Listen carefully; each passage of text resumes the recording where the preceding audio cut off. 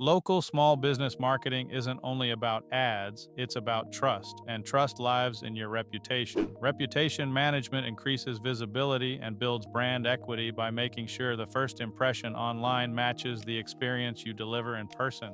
When search results show negative or unflattering references, customers hesitate. When results show positive, vibrant proof, customers choose you and builds advocacy that keeps referrals coming.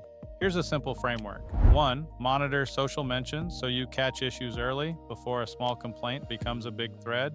2. Respond fast and professionally, then move the conversation to a solution.